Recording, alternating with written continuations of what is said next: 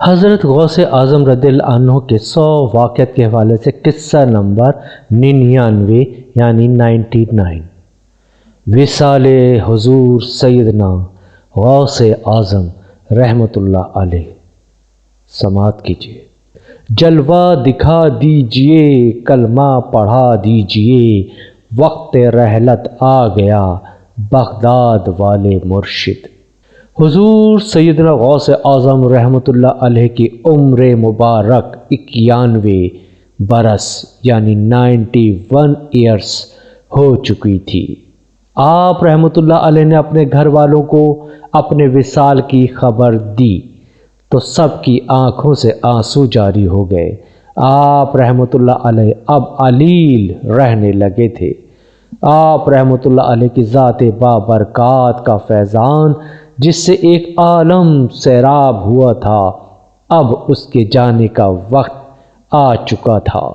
آپ رحمۃ اللہ علیہ نے اپنے صاحبزادے حضرت سید عبد الوہاب رحمۃ اللہ علیہ سے فرمایا، تم میرے پاس سے ہٹ جاؤ کیونکہ میں بظاہر تمہارے ساتھ ہوں مگر میرا باطن صرف اللہ کے ساتھ ہے، اور اس وقت کچھ لوگ یہاں تشریف لانے والے ہیں، تم ان کے لیے جگہ فراخ کر دو۔ 11 ربیع الثانی بروز سوموار حضور سیدنا غوث اعظم رحمۃ اللہ علیہ نے عشاء کی نماز کے وقت تازہ غسل فرمایا اور دیر تک سجدے میں رہے اور اپنے تمام مریدین، اہل خانہ اور دیگر کے لیے دعا مانگتے رہے۔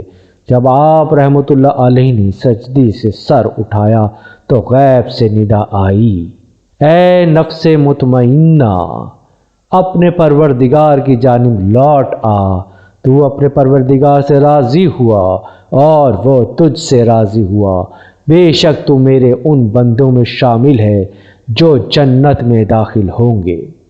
حضور سیدنا غوث اعظم رحمۃ اللہ علیہ ان کلمات کو سننے کے بعد بستر پر لیٹ گئے۔ آپ رحمۃ اللہ علیہ کی زبان مبارک سے یہ کلمات جاری ہوئے، میں اللہ رب العزت سے مدد لیتا ہوں جس کے سوا کوئی عبادت کے لائق نہیں ہے، جو زندہ ہے نہ اسے موت ہے اور نہ خوف، پاک ہے وہ جو قدرت سے باعزت ہے، جو بندوں پر موت طاری کرنے پر قادر ہے اور اس کے سوا کوئی عبادت کے لائق نہیں، اور حضرت محمد صلی اللہ علیہ وآلہ وسلم اس کے رسول ہیں۔ اس کے بعد حضور سیدنا غوث اعظم رحمۃ اللہ علیہ کی زبان مبارک سے اللہ اللہ کا ورد جاری ہو گیا اور اپنی جان آفرین کے سپرد کر دی۔ حضور سیدنا غوث اعظم رحمۃ اللہ علیہ کے صاحبزادے حضرت سید عبد الرزاق اور حضرت سید موسیٰ رحمۃ اللہ علیہ فرماتے ہیں کہ آپ رحمۃ اللہ علیہ بار بار ہاتھ مبارک کو بلند کرتے اور زبان مبارک سے فرماتے، توبہ کرو اور صف میں شامل ہو جاؤ، میں بھی تمہاری طرف آتا ہوں۔ نیز فرماتے تھے، نرمی کرو۔ پھر آپ رحمۃ اللہ علیہ کے پاس حق آیا اور موت کے آثار شروع ہو گئے اور زبان مبارک پر یہ الفاظ ظاہر ہو گئے، میں مدد چاہتا ہوں کلمے کی اور اللہ کی جو پاک و برتر ہے اور ایسا زندہ ہے جسے موت کا خوف نہیں، وہ اپنی قدرت کے ساتھ غالب ہے اور بندوں کو موت کے ساتھ مجبور کیا۔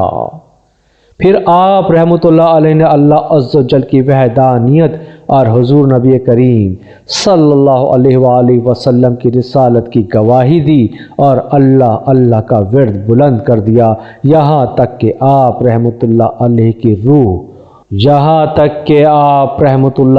روح قفس عصری سے پرواز کر گئی۔ انا للہ و انا الیہ راجعون۔